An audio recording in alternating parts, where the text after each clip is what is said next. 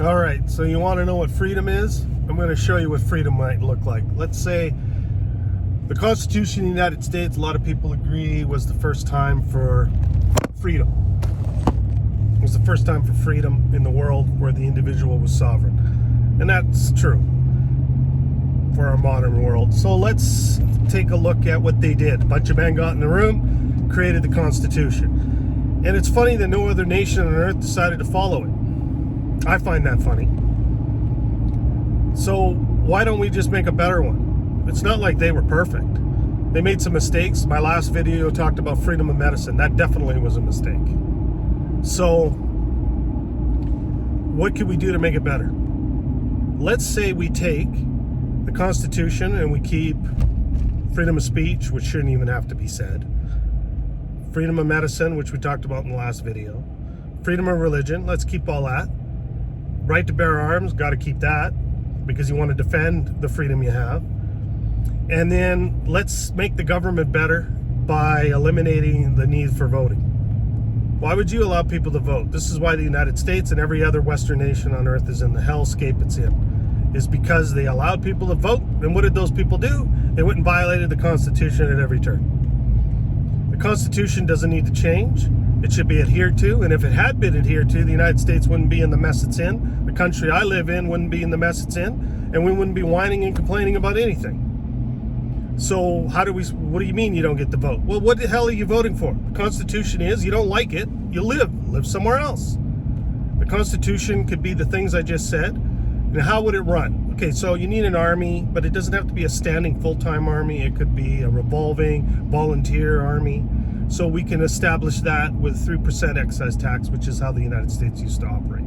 Import and export tax paid for the military, and then that would be run by patriots and in and out managed by people who decided to have patriotic ideas, and you have militias as well, because you want a whole nation interested in the concept of being free and protecting it and keeping it. So 3%, what goes into the country and out of the country through the borders, that's what the federal government gets, and that's all the federal government does. Nothing else. So out of that money, they can have a standing military with equipment, and any equipment that the military has, it has to make available for the public. That means if they buy howitzers, tanks, whatever, you can buy it too as a civilian if you want it. The government can't monopolize any power over its people. And the first thing I would do is, if I was running the United States, is every soldier with a boot outside the country would be on the border between Mexico and the United States, and I wouldn't let a fart through that thing. You got 40 to 60 million illegals in the country.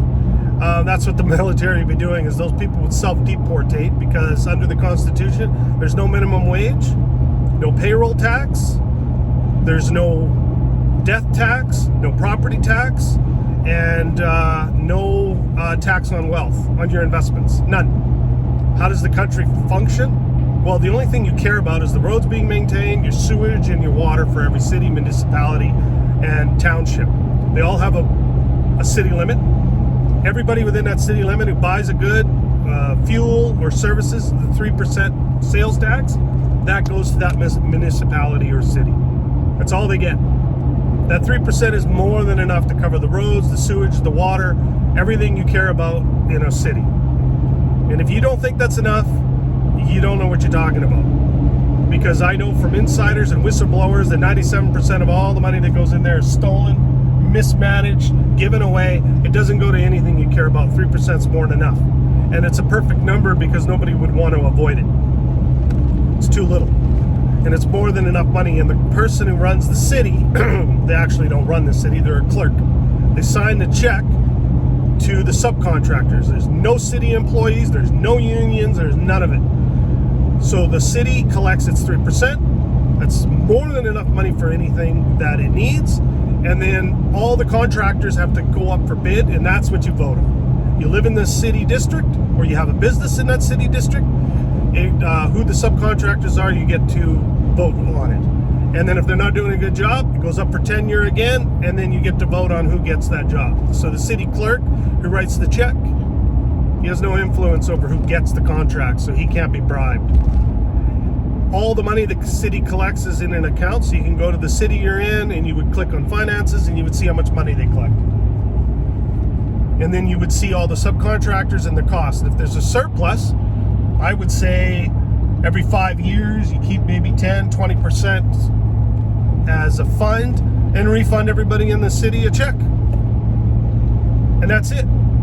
You get to keep what you earn, and it's your responsibility to save for your future. I can promise you, you'll be way better off managing your own money than pretending the government's going to do anything for you. And then they can't steal it, because the only way to keep the government honest is to not give them any power. So the President of the United States would be a figurehead, and he can't sign any deals. The country can't sign deals. It's men and women with companies inside that country that make the money. They can make a deal, sign a deal.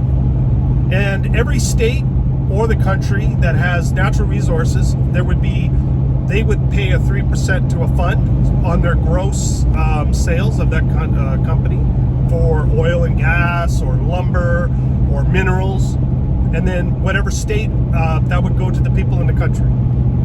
It could be state by state or it could be countrywide, just like they do in Alaska. Everybody gets a check for the oil that's brought out of the country, out of that state actually. So you can have that. So there's only a 3% sales tax when you buy things.